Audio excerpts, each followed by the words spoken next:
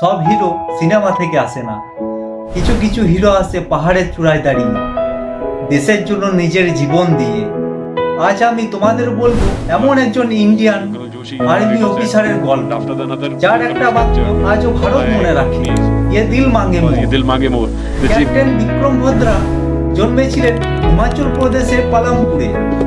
ছোটবেলা থেকে দেশপ্রেম আর শৃঙ্খলা ছিল তার রক্তে।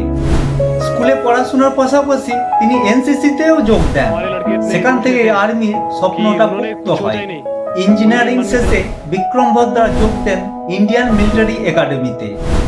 1997 সালে ট্রেনিং করে তিনি একজন ভারতীয় সেনাবাহিনীতে লেফটেন্যান্ট হিসাবে পোস্টিং পান।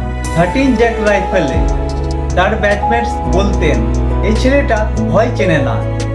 1999 সালে পাকিস্তান আর্মি এবং জঙ্গিরা গোপনে লাইন অফ কন্ট্রোল পেরিয়ে কার্গিল এলাকায় পাহাড়ি চূড়াগুলো দখল করে নেয়।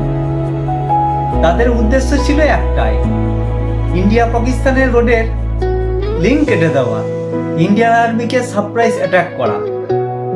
ইন্ডিয়া তখন শুরু করে অপারেশন বিজয়।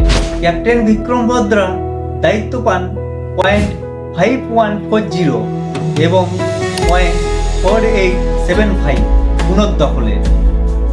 ভয়ঙ্কর ঠান্ডা, খাড়া খাড়া পাহাড়, চারিদিকে গুলির শব্দ, তবুও তিনি সামনে এগিয়ে যায়।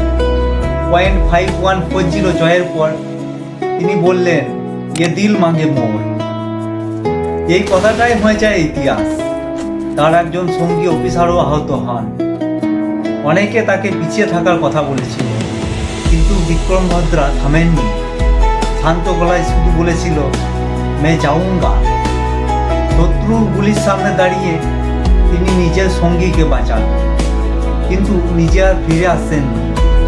ক্যাপ্টেন বিক্রম ভদ্রা 7 জুলাই 1999 সালে দেশের জন্য শহীদ হন। তাকে পরম বীর চক্রতে সম্মানিত করা হয়।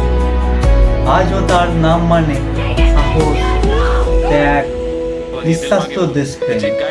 কিছু মানুষ মরে না, তারা ইতিহাস হয়ে যায়। ক্যাপ্টেন বিক্রম ভদ্রা প্রমাণ করেছেন, দেশের জন্য একটা জীবন দেওয়া গেলে সেটাই সবচেয়ে বড় জয়। ये दिल मांगे मोर শুধু একটা ডায়লগ নয়, এটা একজন সোলজারের আত্মা।